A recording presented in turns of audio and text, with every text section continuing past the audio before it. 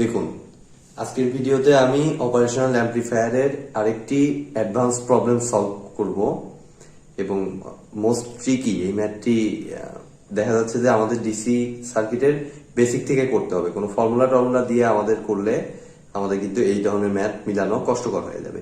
ঠিক আছে, তো আমি বলবো যারা আমার অপারেশনাল অ্যাম্প্লিফায়ারের আগের ভিডিওগুলো দেখেননি তারা অবশ্যই সেই বেসিক ক্লাসগুলো দেখে আসুন এবং অনেকগুলো অ্যাডভান্স লেভেলের ম্যাথের ক্লাসও আমি নিয়েছি। অবশ্যই সেই ভিডিওগুলো আগে দেখুন যদি আপনাদের সমস্যা থেকে থাকে। ঠিক আছে, তো এখানে দেখুন আমাদের তিনটা অপারেশনাল অ্যাম্প্লিফায়ার দেয়া আছে। 2 ভোল্ট এখানে ঢুকতেছে প্লাস দিয়ে, মাইনাসটা এদিকে শর্ট করা, এখানে মাইনাস প্লাসটাতে 5 ভোল্ট দেওয়া, মাইনাসটা শর্ট করা এই সাইডে। এখানে 8 কিলো ওহমের রেজিস্টর, 16 কিলো ওহমের রেজিস্টর, 8 কিলো ওহমের রেজিস্টর, 2 কিলো ওহম ঢুকলো, এখানে 4 কিলো ওহম, এখানে 4 কিলো ওহম। ভি আউটপুটটা কত হবে এটা আমাদের বের করতে হবে। ঠিক আছে, তো আমরা স্টেপ বাই স্টেপ দেখি। প্রথমত আমরা ক্লিয়ারলি দেখতে পাচ্ছি এই অপারেশনাল অ্যাম্প্লিফায়ারের প্লাস ভোল্টেজটা 2 ভোল্ট, মানে এটাও হবে 2 ভোল্ট, কোনো সন্দেহ নেই। ঠিক আছে, আর এটা যেহেতু এখানে শর্ট করা তার মানে এই ভোল্টেজটাও আমাদের আসবে 2 ভোল্ট। ঠিক আছে, ভেরি ইজি। একইভাবে এই অপারেশনাল অ্যাম্প্লিফায়ারে এই ভোল্টেজটা 5 ভোল্ট, মানে এটাও হবে 5 ভোল্ট এবং এটা এখানে শর্ট করা মানে এই ভোল্টেজটা হবে আমাদের 5 ভোল্ট। ঠিক আছে, এখানে 2 ভোল্ট আর এখানে আমাদের 5 ভোল্ট আসলো। এখন আমাদের এখানে দেখুন এই ভোল্টেজটা আমাদের অজানা আপাতত, তো এই ভোল্টেজটাকে আমরা V1 ধরে নিলাম আর এই ভোল্টেজটা আমাদের অজানা, এই ভোল্টেজটাকে আমরা V2 ধরে নিলাম। ঠিক আছে, এখন আমরা চিন্তা করব যে এখানে আমার ইয়েটা কি হচ্ছে। যে আমি যদি কারেন্ট চলাচলে কন্ডাক্টিং পাথ চিন্তা করি তাহলে দেখুন এখান দিয়ে কোনো কারেন্ট ঢুকতে পারতেছে না, কারণ এটা আমাদের এদিক দিয়ে কারেন্ট পাস করাইতে হলে আমার মাইনাস দিয়ে পাস করাইতে হবে। তো প্লাস থেকে মাইনাসের দিকে আমরা জানি যে কোনো কারেন্ট ফ্লো করে না। ঠিক আছে, একইভাবে 2 ভোল্ট থেকে কোনো কারেন্ট পাস করবে না, কারণ এদিক দিয়ে কোনো পাথ নাই। ঠিক আছে, আমার এদিক দিয়ে কোনো কারেন্ট ঢুকতে পারবে না, তাহলে এই দুটো অ্যাকচুয়ালি ওপেন সার্কিট হিসেবেই থাকবে। তাহলে আমাদের এখানেও যে অবস্থা এটাতেও দেখুন সেম অবস্থা। তো এটা আর আমি বললাম না, সেম সিস্টেম আপনারা দেখলেই অ্যানালাইসিস করলেই বুঝতে পারবেন যে এদিক দিয়ে কোনো কারেন্ট ফ্লো করবে না। তাহলে কারেন্ট আমাদের এইখানে একটা কন্ডাক্টিং পাথ দেখতে পাচ্ছি, রেজিস্টর যেহেতু আছে আমাদের এদিক দিয়ে একটা কারেন্ট আমি মনে করলাম তৈরি হইলো, সেই কারেন্টটা আমি মনে করলাম I1। ঠিক আছে, সেটা এখানে এসে দুইটা রাস্তা পাইলো, একটা এদিকে আর একটা এদিকে, এই পয়েন্টে এসে। তো এই দিক দিয়ে তো কোনো কারেন্ট পাস করতে পারবে না, তাহলে সেই কারেন্টটা পাস করে চলে যাবে কোন দিক দিয়ে, এই যে এই পাথ দিয়ে I2 হয়ে। তারপরে আবার এখানে এসে দুইটা রাস্তা, তার এদিক দিয়ে কোনো কারেন্ট পাস করতে পারবে না, তাহলে সেই কারেন্টটা পাস করবে কোন দিক দিয়ে, এই দিক দিয়ে I3। ঠিক আছে, এখন I3 কিন্তু শুধুমাত্র এইটুকু কারেন্ট, এখানে এসে কিন্তু এই I3 আবার এদিক দিয়ে ফ্লো করবে না, কারণ এদিক থেকে এই আউটপুট থেকে কিন্তু একটা নির্দিষ্ট পরিমাণ কারেন্ট আসবে। I3 শুধুমাত্র এতটুকুর কারেন্টটা। ঠিক আছে, তো এখন যদি আমরা ইকুয়েশন ইউজ করি একটু, আমরা সিম্পলি বলতে পারি এইটুকু একটা সিরিজ পাথ, কারণ এদিক দিয়ে দেখুন কারেন্ট চলাচলে একটাই পথ, এখান থেকে এই পর্যন্ত, একদম এই মাথা থেকে এই পর্যন্ত সম্পূর্ণ কারেন্ট চলাচলের পথ একটাই, কারণ এই প্রান্ত দিয়ে কোনো কারেন্ট ঢুকতে পারবে না, এই প্রান্ত দিয়েও কারেন্ট কোনো ঢুকতে পারবে না। তাহলে আমি বলতে পারি দেখুন I1 is equal to I2 is equal to I3, very simple. ঠিক আছে, তাহলে I2 কারেন্টটা দেখুন আমরা সরাসরি বের করতে পারতেছি। I2 কারেন্টটা আমাদের কত আসতেছে দেখুন, I2 কারেন্টটা যদি আমি একটু বের করে ফেলি, আমাদের দেখুন 2 - 5 ডিভাইডেড বাই 16, অর্থাৎ -3/16 এত অ্যাম্পিয়ার। ঠিক আছে, খুবই সিম্পল, -3/16। এখন এই ডাটাটা কাজে লাগিয়ে আমরা I1টা আমরা সেম সিস্টেমে দেখি। I1 ইকুয়াল টু মেইনলি আমাদের হবে এই -3/16।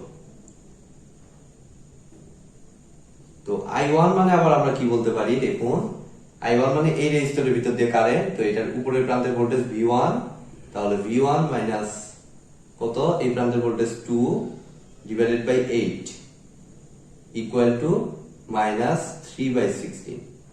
তাহলে এখান থেকে 8, 16, 2। তাহলে V1 ইকুয়াল টু আমার আসতেছে দেখুন 2 মাইনাস 3/2। এই দুইটা ওখানে চলে যাবে, 2 থেকে 3/2 বিয়োগ করলে আমাদের কত হয়, 2 থেকে 1.5 বিয়োগ করলে আমাদের আসে হাফ। এখানে আমরা পাচ্ছি V1 equal to half volt, ঠিক আছে, 0.5 ভোল্ট। একই সিস্টেমে আমরা দেখি I2 এর সাহায্য নিয়ে আমরা I3 বের করতে পারি কিনা। তো I3 টা বের করতে হলে আমাদের দেখুন I3 ইকুয়াল টু একই সিস্টেমে I2 সমান, এবং সেই সমান কারেন্টটা কত পাইছি, -3/16। -3/16 এই ডাটাটা কাজে লাগিয়ে আমাদের I3 আসতেছে দেখুন উপরের প্রান্তের ভোল্টেজ 5 মাইনাস নিচের প্রান্তের voltage V2 divided by 8 equal to -3/16। তাহলে 8 16 2। তাহলে এখান থেকে V2 ইকুয়াল টু আসতেছে 5 প্লাস 3/2, যেটা হিসাব করলে আমাদের আসতেছে দেখুন V2 ইকুয়াল টু নিচে 2 5 গুণা 10 আর 3 13/2 13/2 volt. V1 equal to half volt এবং V2 ইকুয়াল টু 13/2 ভোল্ট। এখন আমি যে কাজটা করব, আমাদের এক পার্টের কাজ কিন্তু শেষ। এখন সেটাকে কাজে লাগিয়ে আমাদের এই অপারেটরটাতে অপারেশন করব, ঠিক আছে। তাহলে V1 এর জায়গায় আমি এটা V1 সরিয়ে দিয়ে এখানে আমি লিখতে পারি হাফ ভোল্ট। সোর্স কি আমরা মাত্র বের করলাম। একইভাবে V2 এর ভ্যালুটা আমাদের কত, 13/2 ভোল্ট দিয়ে আমি দেখুন এইটুকু অংশ আপাতত আর আমাদের লাগতেছে না, এটা আমি মুছে দিচ্ছি। আমার যেহেতু নেক্সট ক্যালকুলেশনে যেতে হবে, অর্থাৎ এই সার্কিটটা এখন আসতে হবে। তো এই সার্কিটটা একটু খেয়াল করুন, এই সাইডের সার্কিটটায় আমাদের কিন্তু মাইনাস এবং প্লাসের প্রান্তের ভোল্টেজটা সরাসরি আমাদের দেয়া নাই, ঠিক আছে, ইনডিরেক্টলি দেয়া আছে। তো এই প্রান্তের ভোল্টেজ তো আমরা পাচ্ছি না, বাট এই প্রান্তের ভোল্টেজটা আমরা পাচ্ছি। এই যে দেখুন প্লাসের ভিতর দিয়ে যে ভোল্টেজটা, সেটা পেলেই আমাদের কাজ হয়ে যাবে। কিভাবে, আমাদের দেখুন এখান থেকে একটা কারেন্ট তৈরি হলো, যে কারেন্টটা আমরা I4 মনে করলাম। সেই I4 কারেন্টটা এখানে এসে দুইটা রাস্তা পাইলো, তার এদিকে একটা যাবে আরেকটা যাবে এই প্রান্ত দিয়ে, বাট এদিক দিয়ে কোনো কারেন্ট পাস করতে পারবে না। তাহলে টোটাল কারেন্টটা পাস করে চলে যাবে হইলো এই পাথ দিয়ে, ঠিক আছে, I4।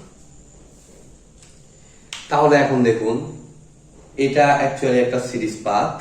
তাহলে সিরিজ পাথ যদি হয় আমাদের কিন্তু সহজেই আমরা এটার I4ও বের করতে পারবো। চাইলে আমরা I4টা যদি চাই সেক্ষেত্রে বের করলে, আর না চাইলে আমাদের যেহেতু I4 এখানে চাইনি, আমরা I4 বের না করে এই প্রান্তে ভোল্টেজটা বের করার চেষ্টা করব।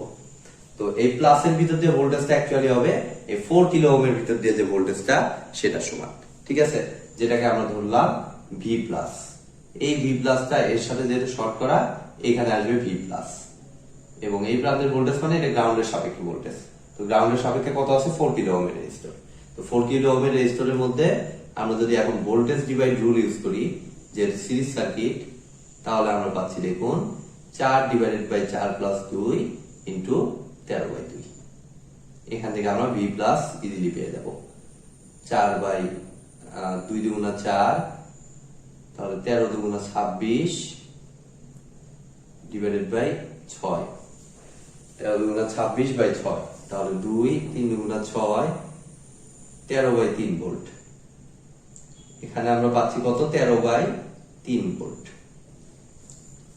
ক্লিয়ার?